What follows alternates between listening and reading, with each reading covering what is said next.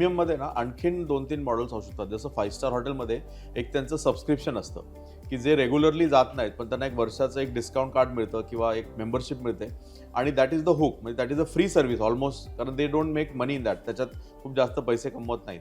पण आलेला जो कस्टमर आहे त्याला परत आणण्यासाठी एखादं परत एक फ्री दिलं जातं गिफ्ट की तुमच्या पुढच्या परचेसमध्ये तुम्हाला हा डिस्काउंट मिळू शकतो. त्यामुळे वेगवेगळ्या मॉडेल्समध्ये तुम्ही प्रीमियम प्रोडक्ट्स देऊ शकता आणि कस्टमरला आदर आणू शकता किंवा त्याला रिपीट आणू शकता. त्यामुळे अशा स्कीम्स प्रत्येकाने बनवायला हव्यात मला वाटतं. एक बार्बर शॉप आहे युकेचा, तर माझ्या एका मित्रांनी मला फ्री वाउचर दिलं. त्यांची स्ट्रॅटेजी आहे का, त्यांनी मला एक फ्री वाउचर दिलं, त्याच्या मेंबरशिपमध्ये फ्री वाउचर मिळाला त्याला आणि ते त्यांनी मला गिफ्ट केलं.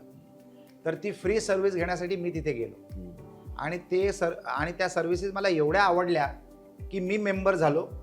आज 8 वर्ष झालेत आणि मी दरवर्षी ती मेंबरशिप रिन्यू करतो आणि प्रत्येक बुकलेटमध्ये ते लोक मला असे फ्री वाउचर देतात जे आम्ही गिफ्ट करू शकतो. त्याला आपण म्हणतो गिफ्ट वाउचर. येस. आता जेवढ्या लोकांना मी ते दिलेत गिफ्ट वाउचर त्या सर्व लोकांनी मी ती मेंबरशिप घेतलेली. म्हणजे तुम्ही विचार करा. आणि ती सर्व्हिस कशी आहे, एक फिक्स्ड कॉस्ट, वार्षिक कॉस्ट आणि त्या फिक्स्ड कॉस्टमध्ये तुम्ही किती पण वेळा जाऊन त्यांच्या सर्व्हिसेस घेऊ शकता. फक्त जेंट्सचं सलून आहे, कारण लेडीजसाठी केलं तर त्यांचं घर विकलं जाईल.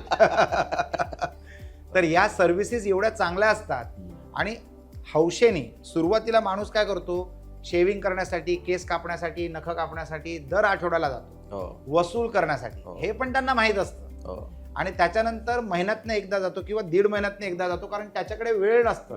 त्या सर्व्हिसची कॉस्ट एवढी महाग आहे ना की तो माणूस चांगले पैसे कमवणारा माणूस असतो, त्याच्याकडे नाहीतरीच वेळ नसतो.